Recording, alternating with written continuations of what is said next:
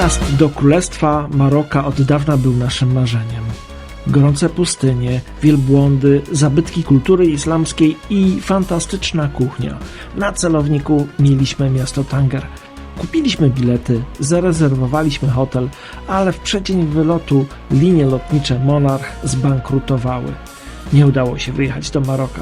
Drugi raz próbowaliśmy jechać do tego egzotycznego kraju w przeddzień pandemii i tuż przed wylotem wprowadzono w Wielkiej Brytanii lockdown. Czy uda nam się tym razem dotrzeć do Tangeru? Czy uda nam się zaczerpnąć Orientu i przeżyć prawdziwą afrykańską przygodę wśród Beduinów? Tak jak Stasi Nel.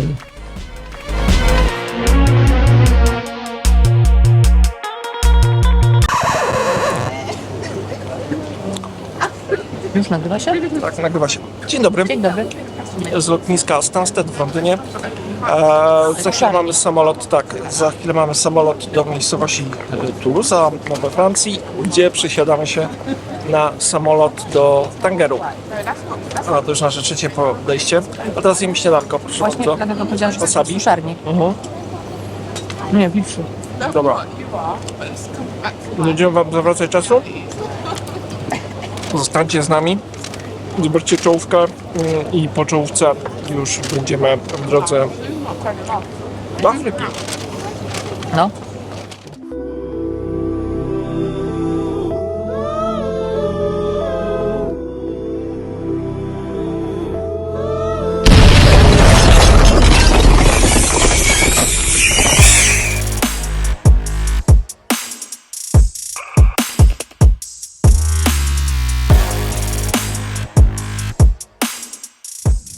Już jesteśmy w samolocie, a samolot jest prawie pusty. Lecimy do Toulouse, a co? A później do Tangeru. Do Tangeru, ale właściwie to jeszcze nie do końca wiadomo, czy polecimy, czy dolecimy dzisiaj. Mamy spóźnienie, już mamy 5 minut spóźnienia, a w Toulouse łapiemy przesiadkowy samolot i będzie Mam nadzieję, że może wam jest tak zimno. no. A w Toulouse jest 8 stopni, a to jest na południu Francji, także A tutaj to chyba jest, jak to Piotr powiedział, -1000. minus 1000. W cieniu. Dobra, to za chwilę.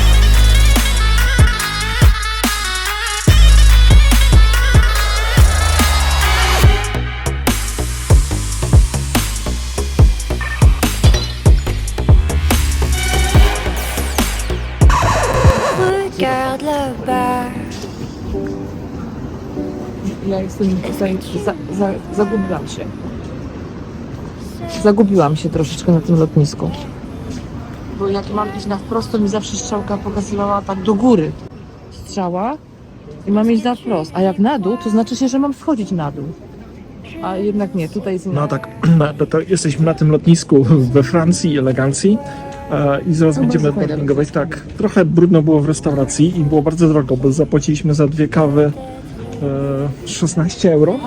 2 kawy i coś tam jeszcze jakiś takie małe kawy. taki i rapik. Tu jest Baby size. Nie, jeden rozmiar kawy był. Nie można było wybrać sobie małą, to znaczy No, taką... espresso nie było. Dobra, musimy kończyć, będziemy większą od przechodzić. espresso. No, tak. No i za ile? Za parę godzin 30 czasu afrykańskiego będziemy w Afryce. będziemy w A w ogóle jaka na nas limuzyna tam czeka. Ale pogoda tutaj fatalna. Tak, miejmy nadzieję, że Afryka Dzika przywita nas słońcem afrykańskim. Do zobaczenia. Do zobaczenia. Chociaż wiecie co, forecast jest taki, że będzie deszcz. Teraz będzie wiało i na pewno nas nie słychać. W każdym razie pozdrawiamy was z Toulouse. Tak, Toulouse. Monika przyszła tak do baru i mówi: proszę Jobin. Pani powiedziała koniżu. A pani się pyta: zeżresz żur? Okej. Gdzie ja ci tutaj wieprzowinę znajdę? Na razie się rozłączamy, hej. Dans mon exil, un coin tranquille. No już jesteśmy na pokładzie samolotu. Boarding był taki bezproblemowy, tylko że jak to zwykle w Ryanerze przetrzymali nas trochę w deszczu na pasie startowym, ale bez problemu wsiedliśmy na pierwsze wolne miejsca z tyłu, także za chwilę wylatujemy do Afryki i za godzinę 50 minut lądujemy w Tangerze. Także dajcie nam dolecieć, zostańcie z nami, a w międzyczasie Jeżeli ktoś jeszcze tego nie zrobił, bardzo prosimy, subskrybujcie nasz kanał. Do zobaczenia dalej. Vient docile. La nuit défile dans mon exil, un coin tranquille.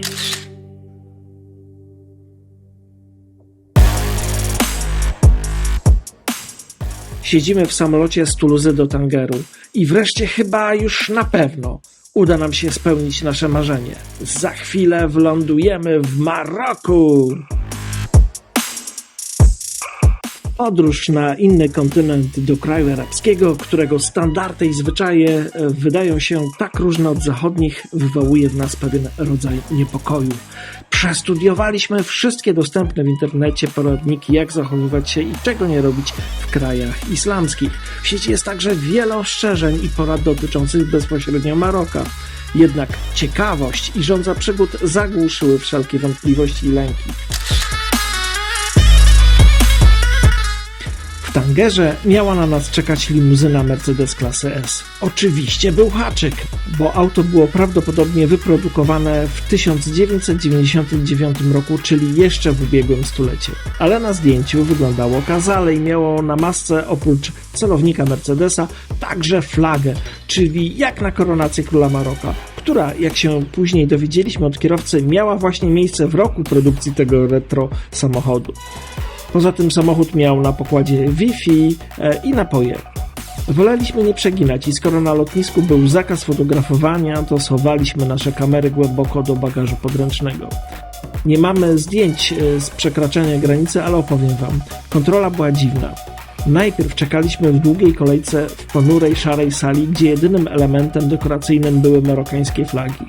Potem, gdy przyszła już nasza kolej, oficer zadał nam tylko jedno pytanie w języku zbliżonym do angielskiego, ale zdawał się nie zrozumieć odpowiedzi. Jednak to nie przeszkodziło mu wbić nam pieczątkę do paszportu. Przeszliśmy dalej, gdzie stał kolejny mundurowy, który sprawdził, czy nam rzeczywiście wbili ten stempelek. I już byliśmy w Maroku. Taksówkę zamówiliśmy przez internet.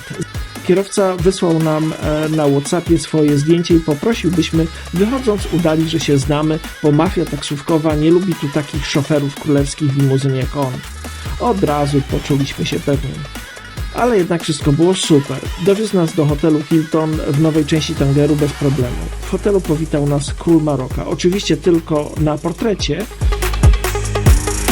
Nagle zaszło słońce, ale my byliśmy głodni i spragnieni przygód. Dlatego postanowiliśmy udać się na kolację do Mediny, czyli Starego Miasta.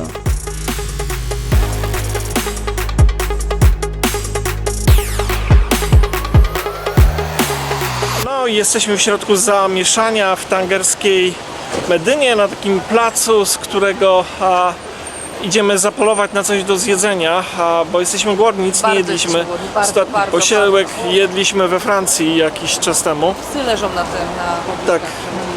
Generalnie jest bardzo fajnie. Jest godzina już tak po zachodzie słońca. A może najpierw zobaczymy morze i zobaczymy ten hotel Continental. coś zjeść. Jest 18. Okay. A może w tym hotelu Continental, tam jest dobra restauracja. Chodźmy coś zjeść. Ale może tam. Może tak, no. Dobra, to chodźcie z nami.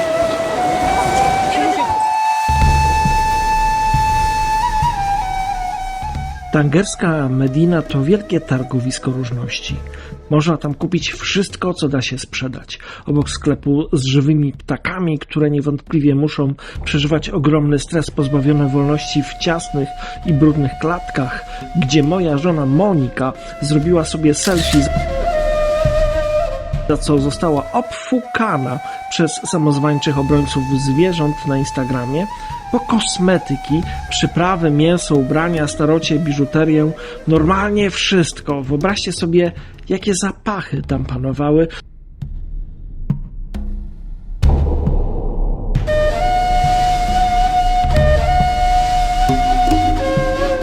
Między tym wszystkim uliczne stragany z jedzeniem. Wiele słyszeliśmy dobrego o marokańskiej kuchni, ale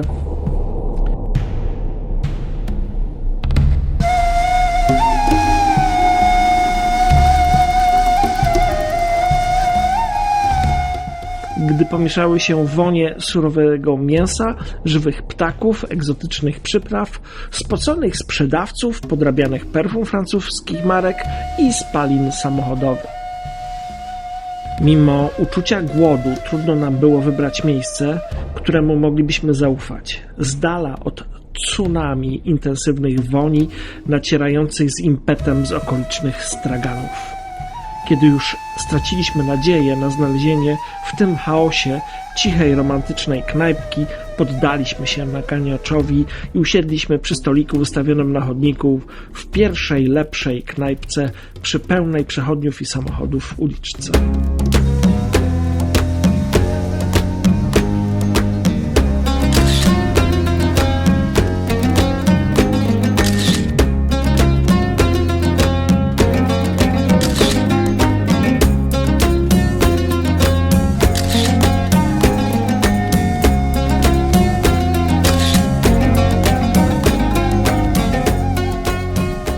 Jedzenie było dobre, ale przyznam się, że spodziewaliśmy się czegoś więcej. Do kolacji nie było można zamówić wina, ale było piwo. Tyle, że bezalkoholowe. Trudno. Nie mieliśmy wyboru.